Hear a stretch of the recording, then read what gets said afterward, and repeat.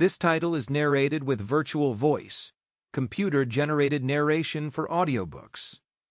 Billionaire Problems by Janice, Bayne, and HTJ Fiction Publications. Chapter 1. Brett Stone's morning was ruined by a grapefruit. It wasn't the fruit itself.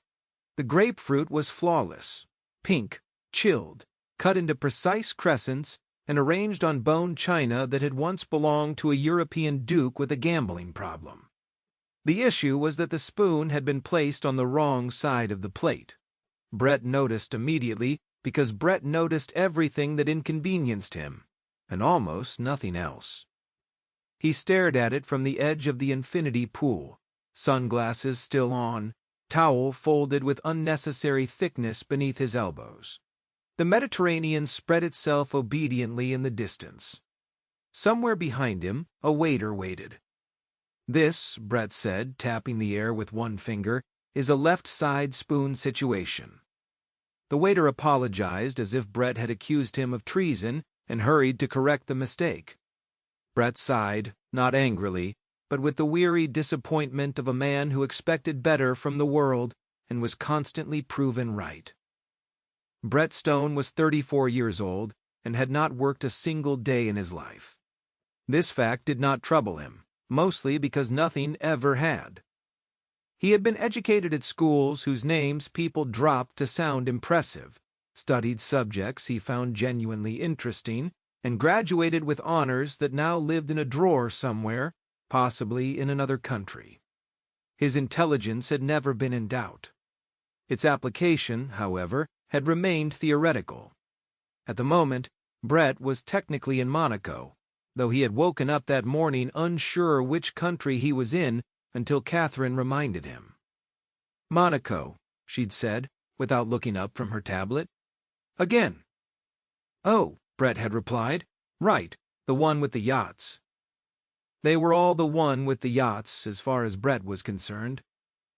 Catherine Flynn stood a few feet away now, half in the shade, half in the sun, managing the quiet crisis of Brett's life with the calm focus of someone who had long ago accepted that chaos was simply a scheduling problem. She wore black trousers, flat shoes, and an expression of mild concentration.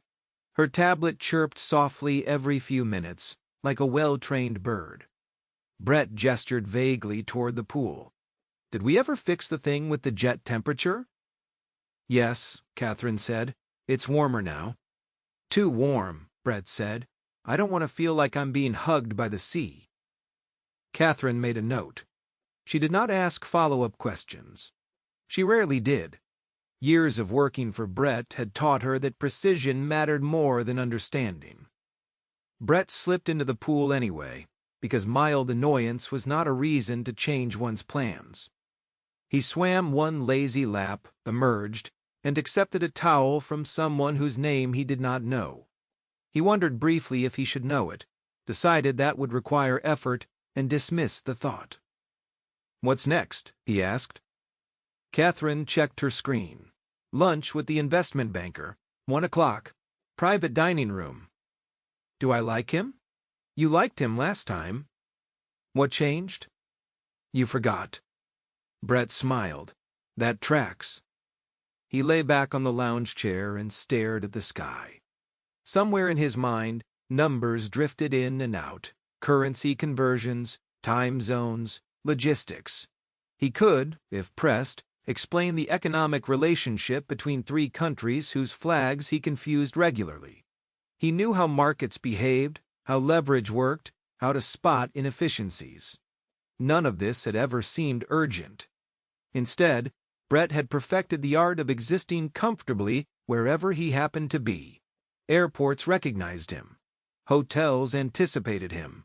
Restaurants prepared dishes he'd once mentioned liking in passing and no longer remembered. Catherine, meanwhile, remembered everything.